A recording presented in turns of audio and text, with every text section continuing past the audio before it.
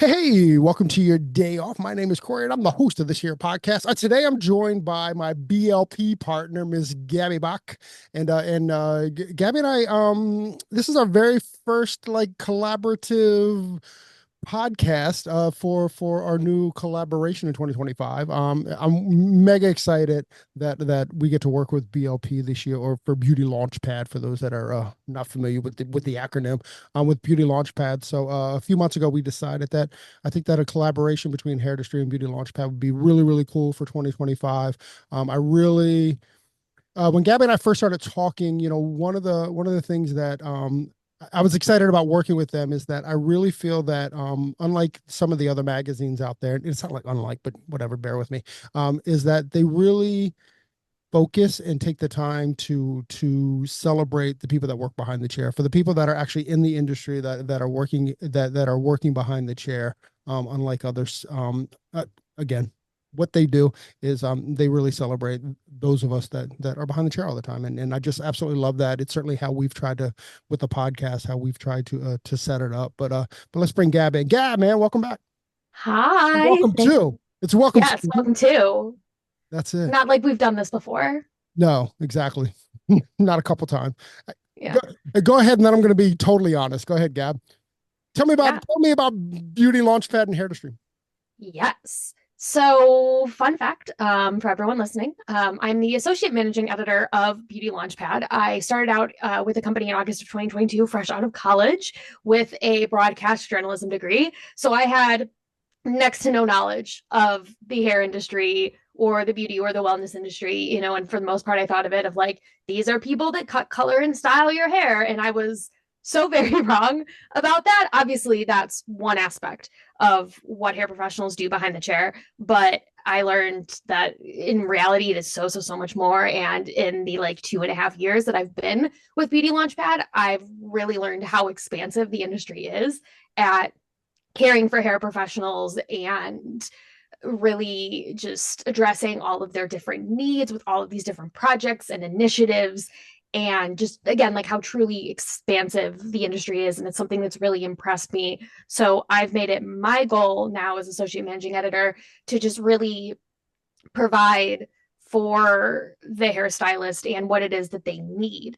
And so, as we're kicking off the year, and I was looking at our editorial calendar for 2025 and kind of thinking, how can I set myself apart from some of the other editors that came before me? And also, like I mentioned, really address the things that our hair professionals need. Wellness just was the first thing that came to mind, because a lot of people at the top of the year are making New Year's resolutions, and very typical New Year's resolutions that anyone makes regardless of what their profession is to lose weight or to be healthier or to be more active or just to take more time for themselves, to care for your mental health. And we hadn't really done a lot to address that. We'd done pieces here or there, but we'd never really done a full issue where we addressed that. And it felt like at the start of the year that would be a good thing to do.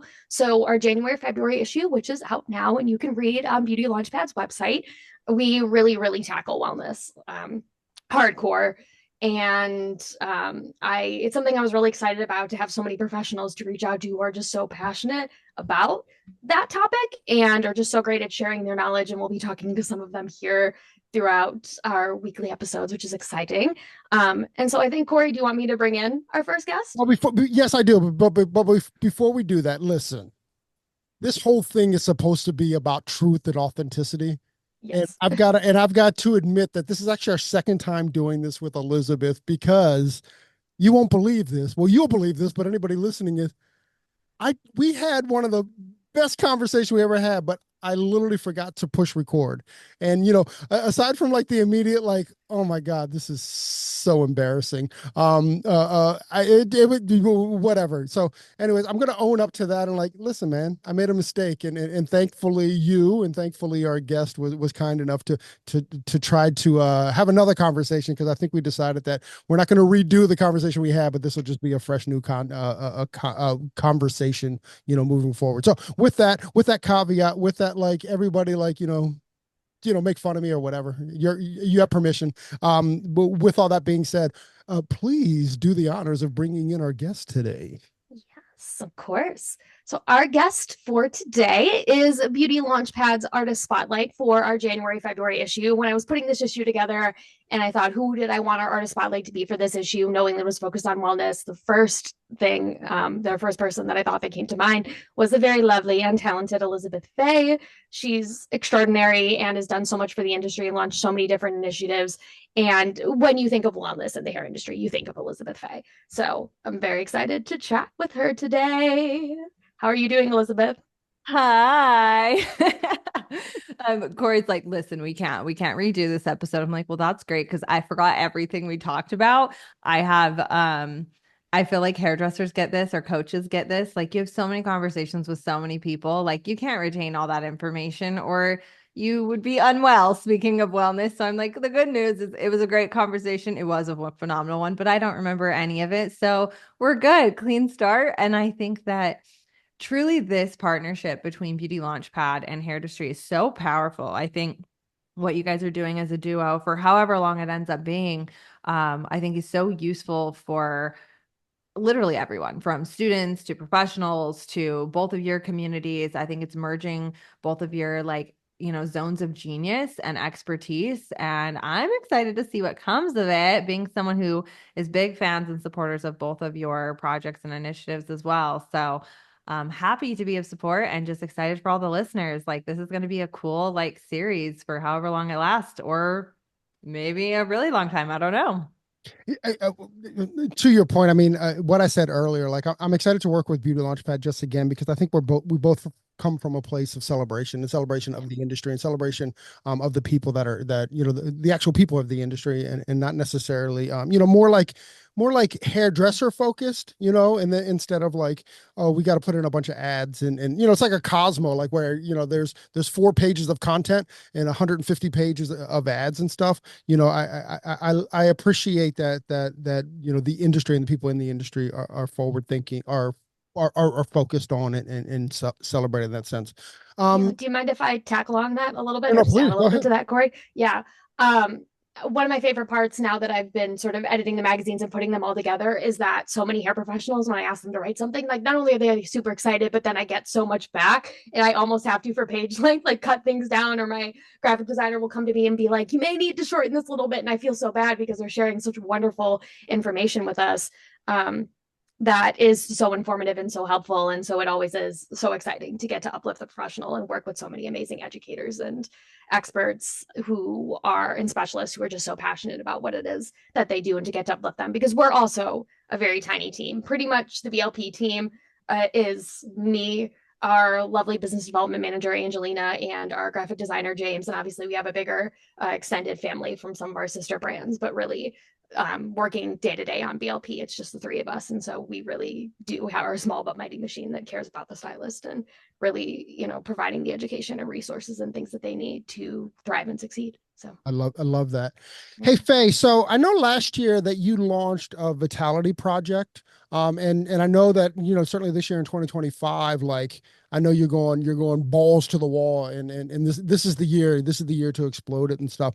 But kind of give us the why there was a need for this, or certainly why you saw that there was a need for this, and then B, follow that up with like, what the hell is it? Let's start with B.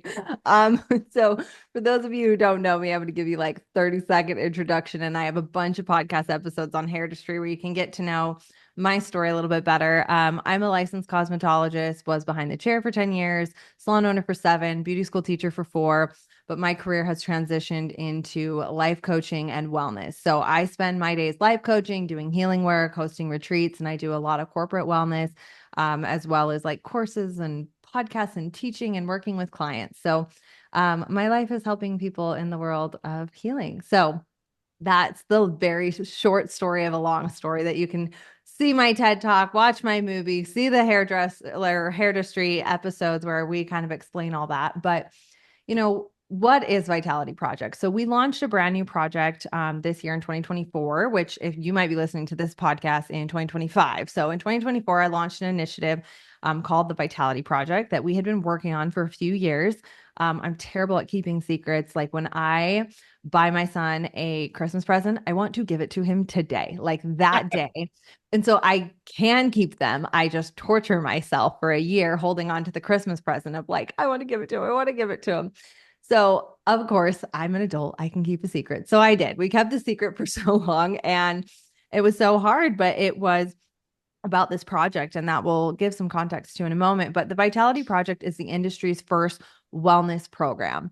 And so when we say wellness program, it's not simply a course, it's not a coaching program, it's not a mastermind, although I do all of those things. It's a proper educational program and tool that plugs into your business. So this is for workplace wellness, your employees, your teams, your contractors, or if you run a school, your students and teachers. So it's a workplace wellness program and tool. So we have a division that is for schools only, and this supports the teachers and their wellness, the staff, leadership, admissions, and then we have the student side.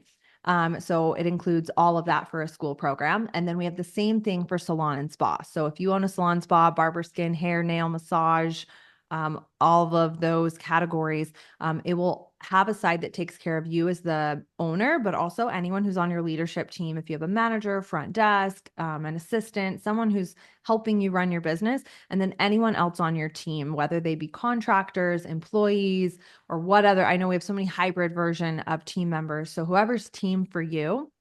And so it's a workplace wellness program that you can bring in to your company to become part of your company's training, education, and culture. So many people want to bring in wellness. They care about it. They're talking about it. They are informed of why it's important. They've probably been on their own health or healing journey, but they don't really know what to do about it. And we take that off of you to say, hey, we have a plug and play program and product that has worked, it has proven modalities, science-based tools, all of the things. We did all the heavy lifting for you, and you can plug and play this into your team, into your leadership, into your curriculum, and support the people who work with you to help with keeping them longer, helping them stay in the industry longer. So retention, recruitment, and sustainability of your career overall, preventing burnout, and just supporting the way that not only we do, but we feel. Does that help explain it? I mean, Absolutely. I get it. Go ahead, Gab. Yeah. I think one of the things that's interesting is that wellness seems so intuitive, right? Like the idea of caring for yourself, taking care of your body, like all of that seems to be something that should be second nature, right? But it often isn't. And so, like you said, more people are striving for that wellness. But how do you think we got to this point as an industry where there is such a big push and need for wellness now? Yes. So I have a few thoughts on this. I'll start to maybe back it up if it's okay of like why in the heck that we did this in the first place. So over a little bit of my background, I run a community, Hair Love, and we are one of the larger independent communities in the industry. And so we have tens of thousands of people who've been a part of our community, whether it be digital education, community forums, free events, paid events, etc. And so we're really involved with people who are in the craft, who are in the career, doing the thing day to day. And I have coached a lot of people in business and life coaching. So I'm like, I literally just got off of breathwork. So like I just got done with the session. So I'm all vibey right now, by the way. And so I'm working with people on the day-to-day of their business all the time. And we really saw that as they were going through their own personal healing journey, that they were wanting to bring these tools into their businesses as well. And so for a little context of like why my career got flipped upside down from hair into life coach, it was a slow process, but it basically went into life, it went into business coaching, then life coaching, and then healing work. And mine was through my own healing journey. I had my life flipped upside down. And I think that's where most people find self-care and wellness. I think it's one of those things, like you said, we think it's intuitive, but really understanding how our body works, how our mind works, what the connection is, how trauma plays a part in our day-to-day life, how we have thoughts holding us back, or we're experiencing emotional suffering and we don't realize, how our anxiety or depression or other things are showing up in our life start to affect our work life. They start to affect our home life. They start to affect our finances. And so For me, it took a total health crisis, and mine was very public because I have a platform. And I honestly turned to my community for help. My community is like the best information hub I've ever met because it's humans who are going through things, right? It's like they can share from lived experience. And so in 2018, I got really sick. And in 2019, I really was like, had tried everything I could think of to that point. And that's when I really found the modalities that I teach and that I'm certified and that I bring into my work now. And I went through a really serious mental and emotional health crisis with my husband. And so we started bringing those into our community, but we started seeing back then when we opened up about it, I mean, thousands and thousands and thousands of people sharing very similar stories. And so we saw that in our community. So we kind of like commiserated together, found tools together, worked on it together, healed together. And then we started sharing, how we were integrating this not only into our bodies, but also our businesses, our bank accounts, our leadership. And the results have just been so absolutely uneven. Like I can't even compare them to the results I was having before with people, because I would get people go through business courses and get great results. It was like blowing it out of the water because we were seeing all the things that were actually holding back people in their life has to do with their inner world. And so whether it was money or strategy or this or that, or not being able to find help or etc. And so when we started really helping people on an internal level and a heart and body level and a wellness level, the results they had, they wanted to naturally share. Like you can't go through a healing or health journey and not want to help other people. You're like, oh my gosh, I have to tell other people about this. Like, why was I not taught this in kindergarten, right? Like, why was I not taught about how my nervous system works? Like basic things. I wish I would have known these, tools to be more emotionally intelligent 20 years ago. So people start sharing them. And that's where it really started, was that ripple effect of so many people healing, having such amazing results, loving their careers again, being more successful, having work-life balance, and wanting to share with their teams. So it was very community driven. And I was like, tell them what you learned, bring them to a retreat, share what you know. Like, and they did their best. And some of them even did a really good job trying to bring it into their companies. But that's where we, after so many years, were like, we need to create this into a proper workplace wellness program so it's seamlessly integrated into their companies in a way that's sustainable, systemizable, gets results. They can like track what's helping people, and they don't have to like make this a full-time thing. They're busy. They're busy running a company. They don't have time to do all this. So how can we? And that's where it was born from. And then it grew when like teachers were being sent to our healing retreats, or owners of schools were calling me, and they know I do corporate workplace wellness, workshops and talks. And they're like, how do we make this stick? And I'm like, we need a program. Like a keynote speech only lasts until the motivation wears off. Do you know what I mean? That's And so how can we make it part of the training? And so that's where it started. well, I, I love that you are sharing that apple juice. You guys don't know I'm drinking a child's apple juice box. It's Honest Kids, no sugar added. It's so good. It's Yeah, called Happily Ever After. it's called toddler apple juice is what it's called. Thanks for sharing that. Back to, I'm glad you're sharing it, and that is in a 12-step program. That is the 12th step. The 12th step is to share. And so there's a lot of power in that, and aside, outside of even what you're doing, like people have been doing it for hundreds of years, Oh, and of course. that's Of the course. share right of it, right? Um, I, I'm really intrigued by making this a system, because it's not really what you don't often think about systems when you think about wellness, right? You think about like how can I get well in the moment, whether it's yoga, breath work, whatever it is, it's moment to moment. So it's really intriguing to me that well, frankly, that you're smart enough to even kind of systemize it. I haven't done it or seen it, but I'm sure it's brilliant because everything that you do is brilliant. But how I guess that's the question then. How did you systemize it? Great question.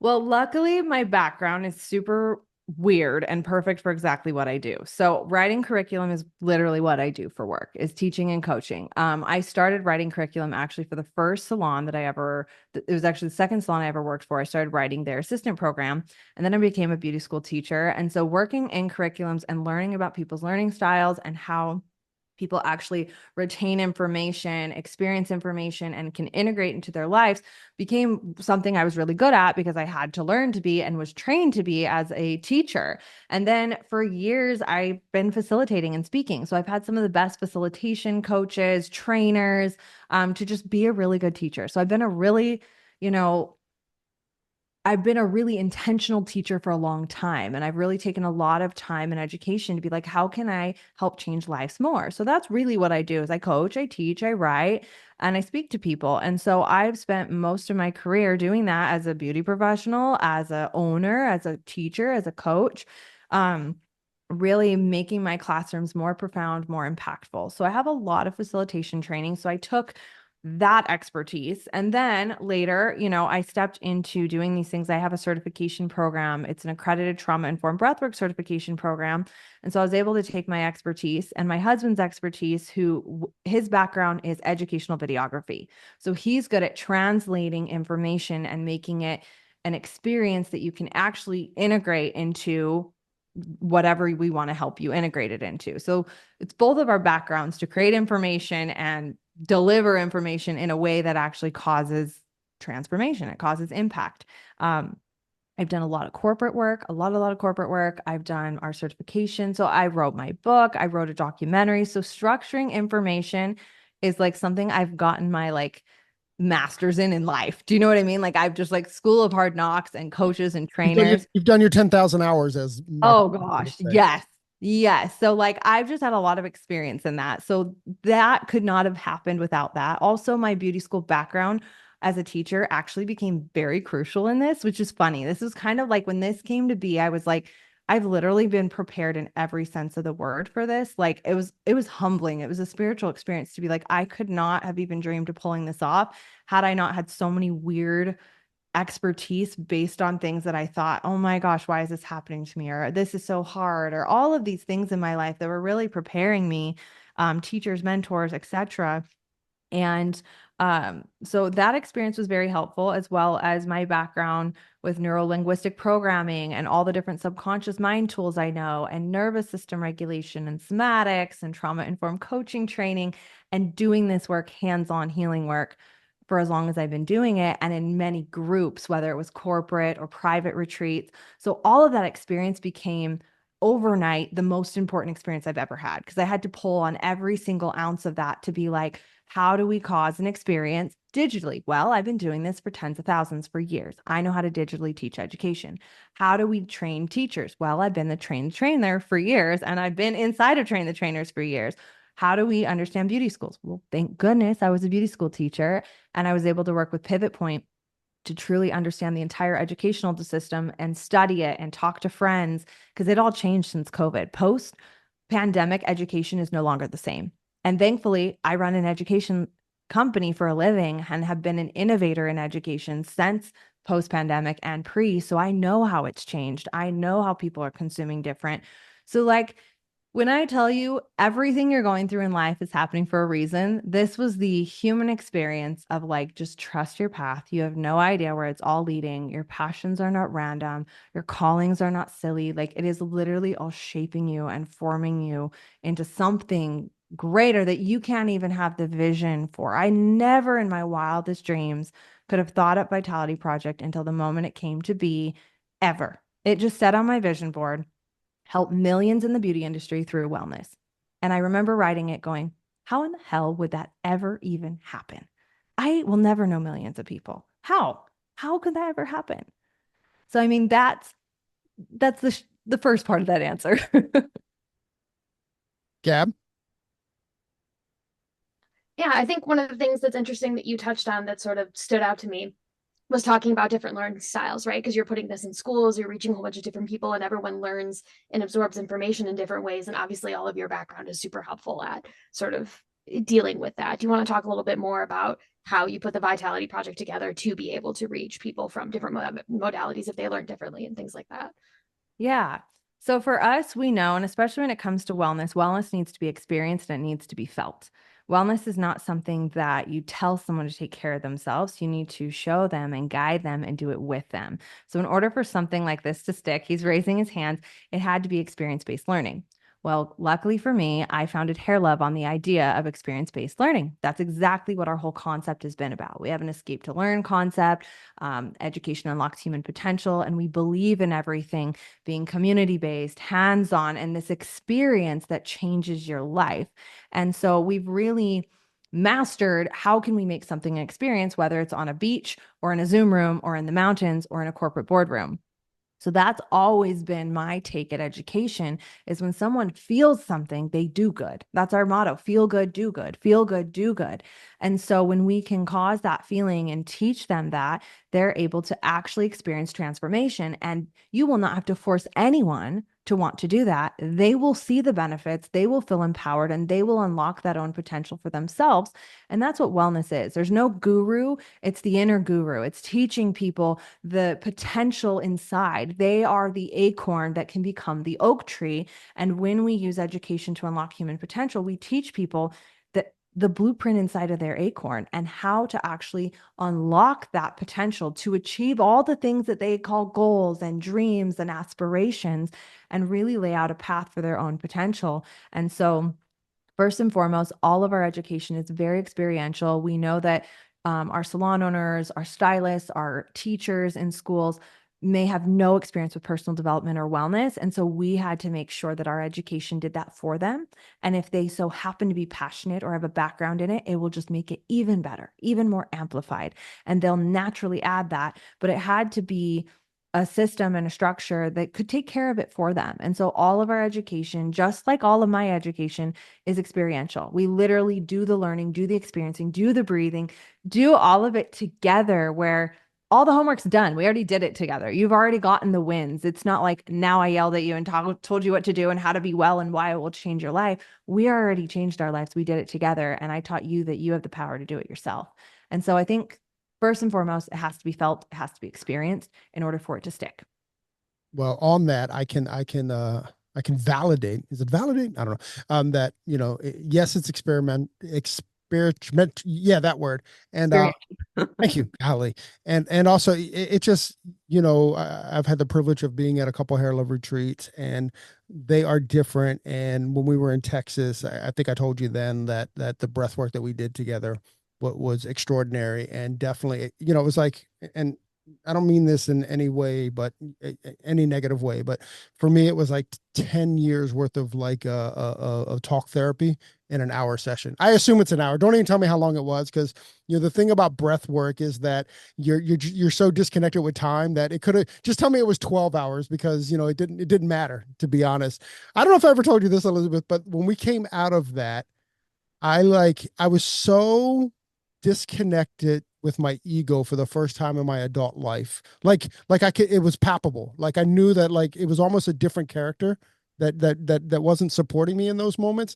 And after the breath work, I probably sat there for a good 20 minutes after everybody got up, because I was just at true peace. And I had kind of I was able to park that ego. And you know what happened the night before, and I don't remember the details of it, but the night before we did the breath work, I said something really stupid to someone, and like I started yelling at my ego, so, which was I think perfect for that, because like once I was able to kind of disconnect with it, I was like, okay, this is the peace that I'm seeking, with that. And aside the fact that we did a lot of inner work, we did a lot of inner child work and stuff. But it was absolutely. And what was cool, Gabby, you don't know this, but I'll send it to you, is that right after we did breath work, Tony Jay Ladner and I did a podcast, and I don't think if had we done the breath work, it would have come out this way, but we had a whole conversation about men's relationships with masculinity and misogyny. And it was like mind blowing, the conversation that we had. And I don't think we would have been open to that conversation necessarily. And not that we'd have been against it, but it just wouldn't have come up, frankly, unless we were kind of like in that state.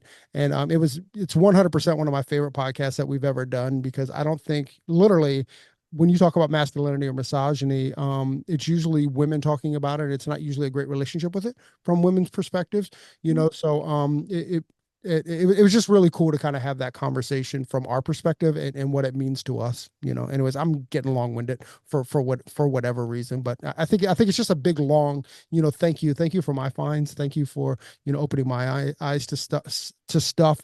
I am definitely interested in getting certified in breath work. I don't know if that's next for me or not next for me, but it's definitely something that I've been strongly considering for years, but whatever, I'll make every excuse in the world why it haven't happened. How it hasn't happened, but When you do, my dad's going through it right now. You guys can do it together. stop it. Papa Jeff, so he just, for those of you who don't know, my dad's a big part of my brand. You got to watch the movie. Like, my dad is a huge reason for the way that my business model is the way it is. My husband's also a big part of my brand as well. He's the entire reason we do breath work, actually, was his personal mental breakdown that led to what we do. But my dad is a yoga teacher. He's a medicine man. Just incredible. Just like, I feel like I share him with thousands of people happily. And so many people, like thousands of people, call my dad Papa Jeff. Like, I get more DMs about him during Hair Love than anything else. The same, like when Derek does breath work in our community, I get more DMs about Derek, which is great. I love to share the greatest men in my life. But my dad is getting certified in breathwork as well, because he's watched what it's done through our communities and for him. And that's going to be like, he's such a powerful healer already. Like, holy crap. He's been doing it at the YMCA in Vegas and doing his practice sessions.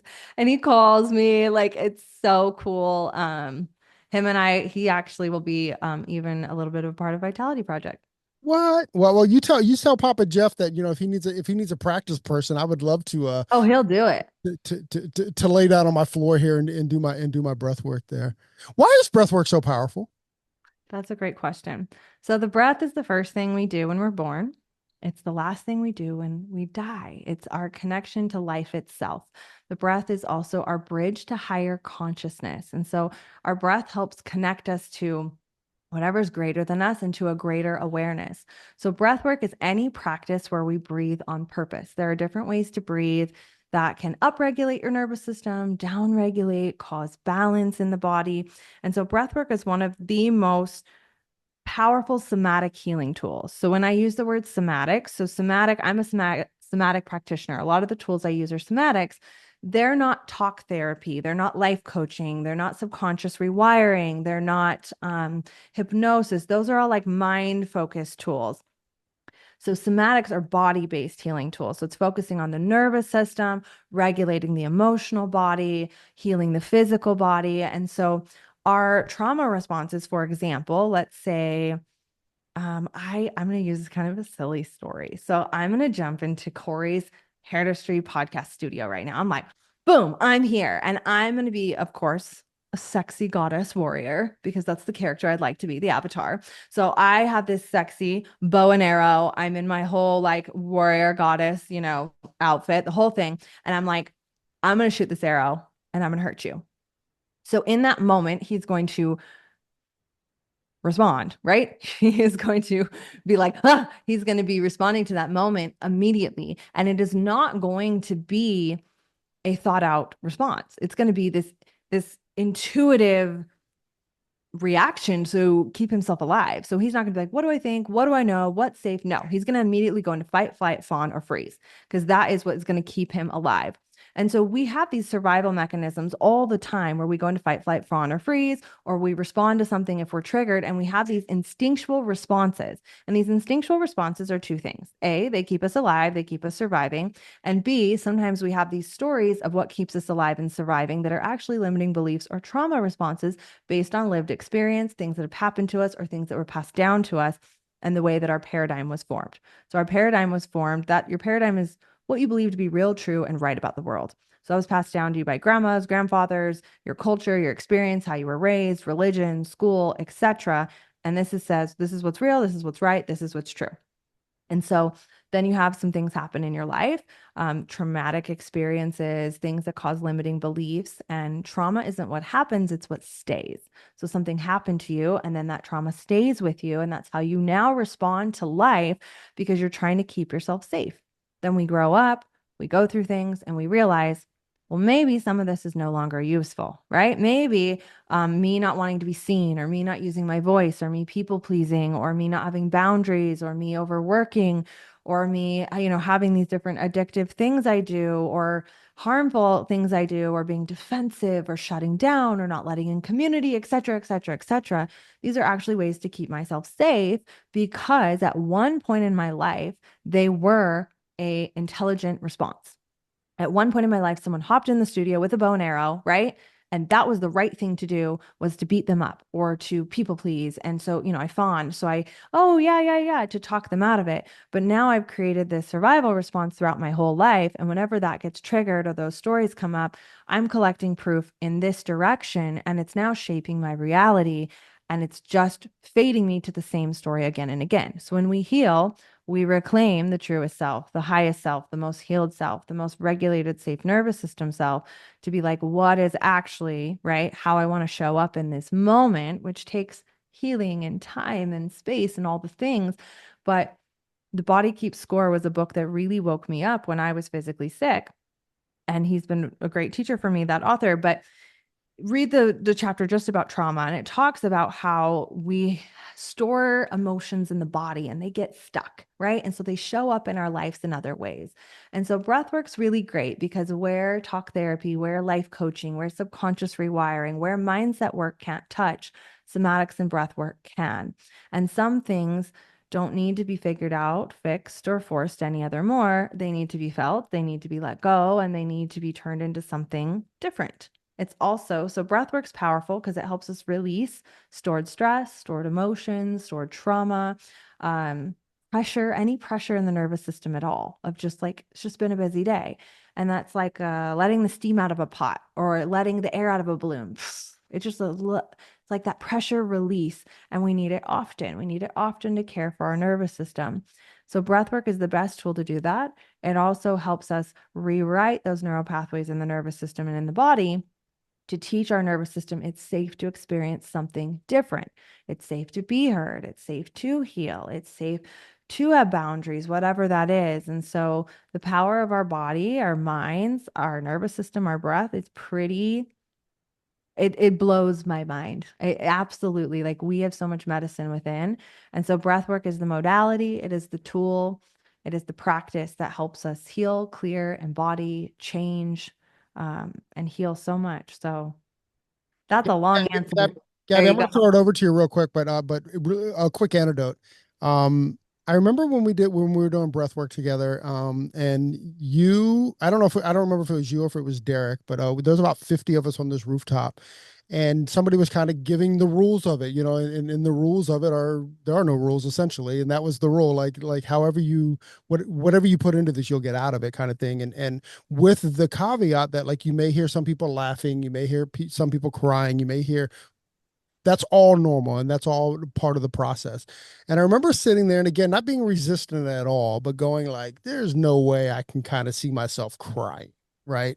So I just didn't, again, not being resistant. I woke up after we did it. I woke up, I mean literally woke up, right? Woke up in the best way I've ever woken up before. When I came through, my face was soaked with tears, and that, like, my whole beard was, I could like wring out my beard and stuff. It was so wild, and there wasn't an emotional release like a whatever, but there was some kind of release, and it lived like in the tears that I had been, and probably because of gender or whatever, because I'm a dude, that had probably been held back for a really, really long time. And I can't tell you how appreciated, that was, and that whole experience was. And just, I can say, we've been talking about 30 minutes now of just how blown away by the breath work that I've been, but it's true. Gab?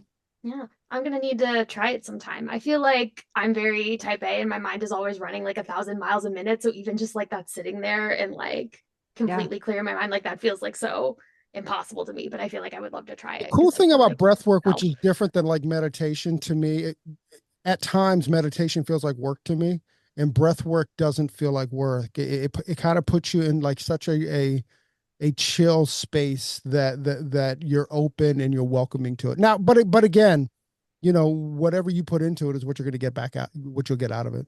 Yeah, absolutely. Yeah. And I think that's something that's potentially new for a lot of hair professionals is the idea of breath work because they are like constantly going and moving the next client, the next thing. You're just constantly going and moving and doing. And so, do you have any sort of tips or advice or tricks for hair professionals that want to, as they're kicking off the new year and focus on wellness and seeing like Yeah. breath work as an option recommendation of ways to sort of enter into that space for the first time? Yeah, what we do to Vitality, or and honestly, in my other programs, but is the science of the nervous system and understanding why nervous system regulation is a really big part of your physical health, your mental health, and your emotional health.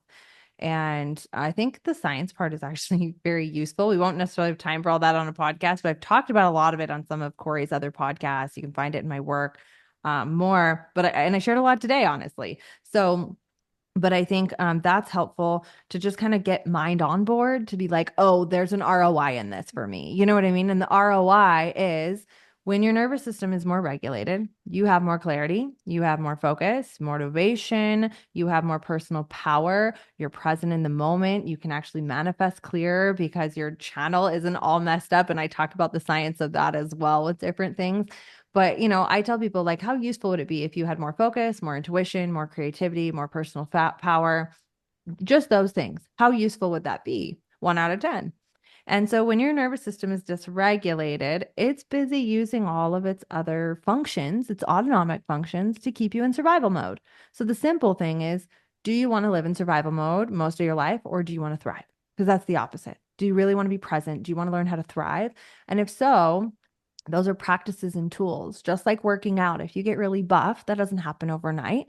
And it would go away if you stopped working out. So, caring for our mental, emotional, spiritual, and physical health is very much the same as we think of nutrition in the gym.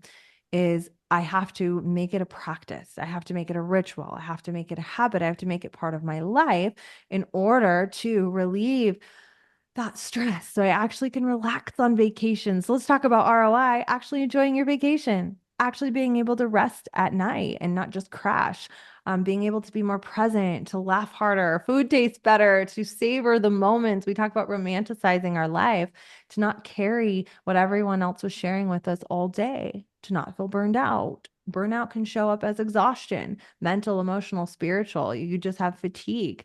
To not get sick, to not be ill. I mean, there's so many benefits. So I would say, as you look at the new year, really make it just as much of a priority as all your other priorities are to really carve out space. So as just much as it's a priority to show up to work, and we do this I have a planner in our plan to win system. We actually plan vitality and alignment forward. So the first things we put on the calendar for the whole year to make our schedule, to make our pricing have nothing to do with money. They have nothing to do with your business goals, your professional goals. They all have to do with what lights me up. Well, skiing lights me up.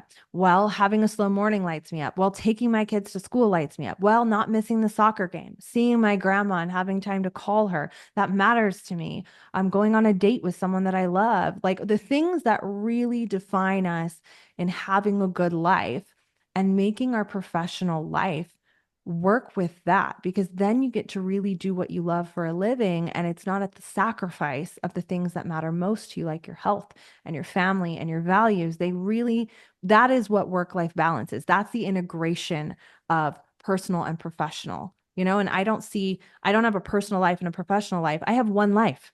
I would like to enjoy all of it. When I'm doing things professionally or personally, they're so interwoven and they go from moment to moment.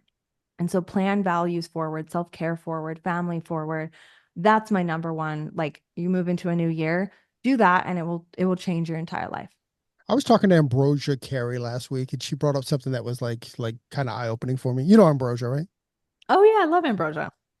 She said that I'm not going to use work-life balance anymore. I'm going to use work-life harmony. And I thought like that's such a like a reframe that's so needed and nice, for her.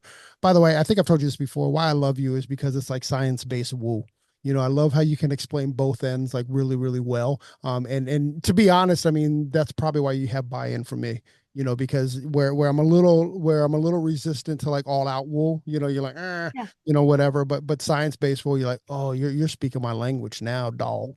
That's how I was too. And I think that's why I can get away with doing so much corporate work is like I was a business coach. So like my brain had to understand um I had to understand those things, you know, even though my dad's like super spiritual. Also, we grew up very conservative and very religious and all these other things. So it's like we didn't, you know, so I needed that too. And I think that it's important to get mind on board too, because you won't do any practice if there's like all this disbelief and it just feels like mystery magic. You won't really get on board and drop into the practice. And so if you know why you're breathing weird, oh, these are the benefits. Now you're down to do it, you know? Yeah. It's interesting that that some practitioners maybe it's just the knowledge of it, but that some practitioners, can't see that or buy that. Like meaning like it just becomes all woo, and you're like, I distrust that, to be honest. But you got all buy-in from me. And I think I told you this on the last podcast that we didn't record, is that one of the things that you said to me, and I'll probably misquote it, but it certainly is, it's become a mantra. So I kind of want to go back to the mantra, and the thing that you said is, what if it wasn't hard? Mm-hmm. Is that the quote? Is that the direct quote? Yeah. What if it wasn't hard? What if What it's if it easy? wasn't? What Show if me it how it's wasn't? easy. What if it wasn't hard? So kind of walk me back, and like, my ahas always happen in the shower. So take me in the shower with Elizabeth, and like when that aha happened, like when that happened, just kind of walk me through like when that was your aha moment. Yep, it was during my health crisis.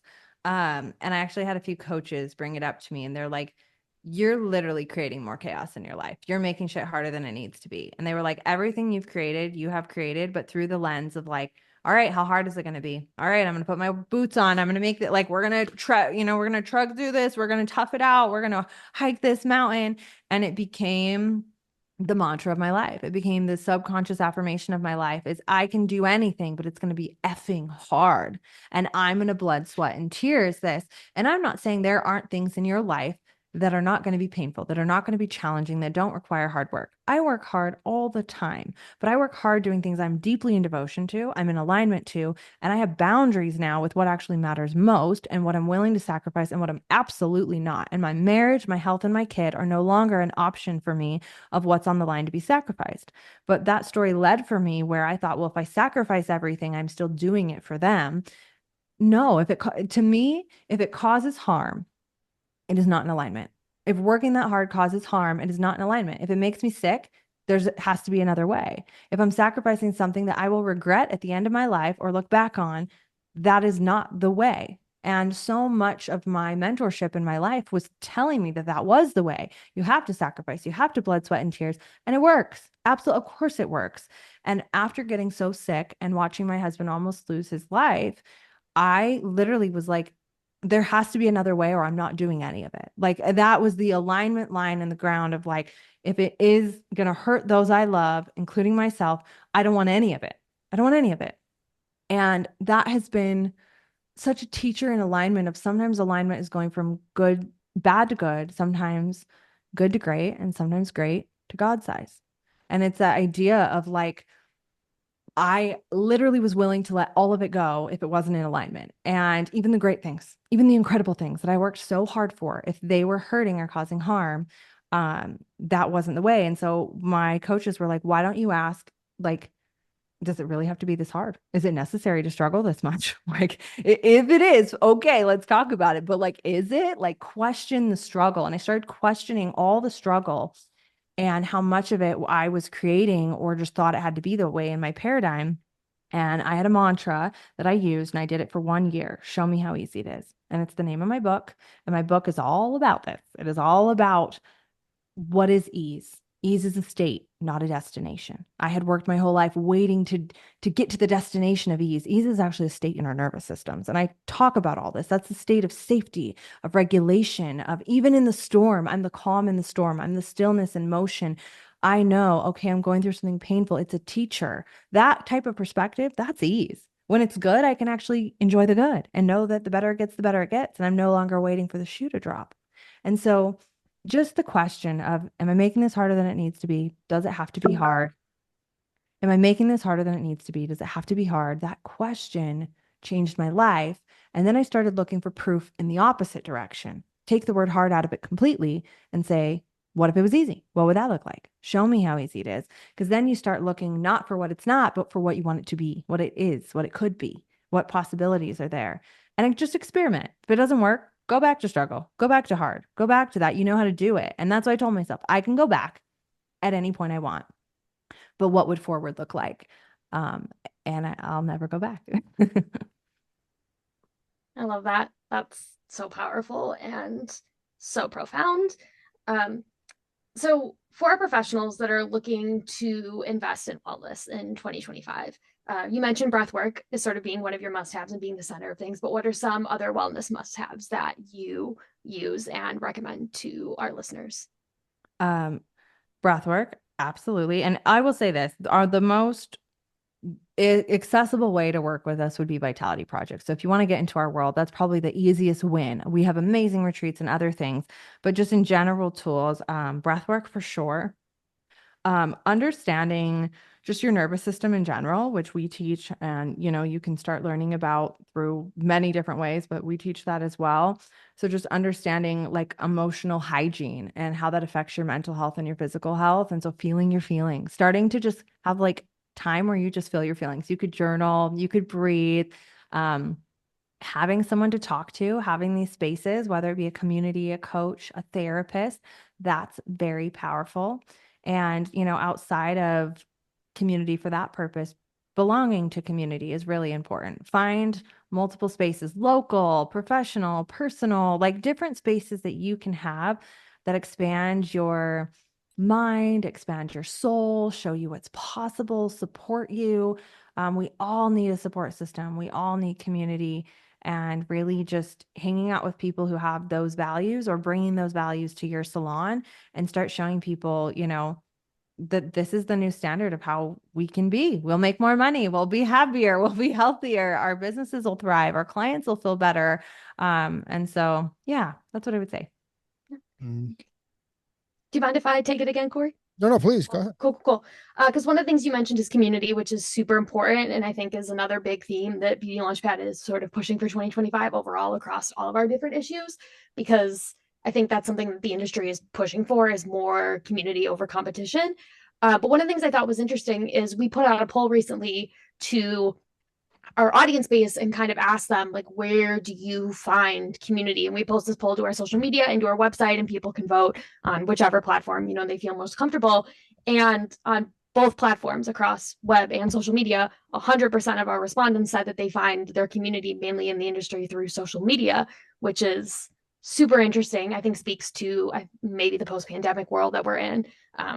But also, I think it could potentially sort of speak to a lot of the feelings of isolation a lot of people have. You're just sort of like at home, you find it online, but maybe not so much in the real world. And so I'm sort of curious what some of your tips are for finding community in the industry and sort of, getting out, meeting people in person and really making those connections. Because I know I've made a lot of my friends online, but Yeah. there's nothing that compares to, having someone in person that's close, that's there, that you can go to, when you need them. Yeah. So as someone who's a community builder, and I literally teach people how to build a community, I build a community, I run a community. Our whole heartbeat of all of our companies and educational products is community. I think for other community builders out there, other companies that may listen, it's important if you're building community to build an in-person aspect. I mean, that's a huge part of our brand is we do a lot of in-person, and people get on calls with each other. They get on Zooms, they connect, they build real relationships, they fly and support each other. They do businesses together. They meet at retreats. Like there is so much in person to it. And so I think that is an aspect of being a community builder and a community leader is actually connection with real humans. But there's so many ways to do it online that are not being spoken to and speaking together. And it's passing the mic. It's that circle concept.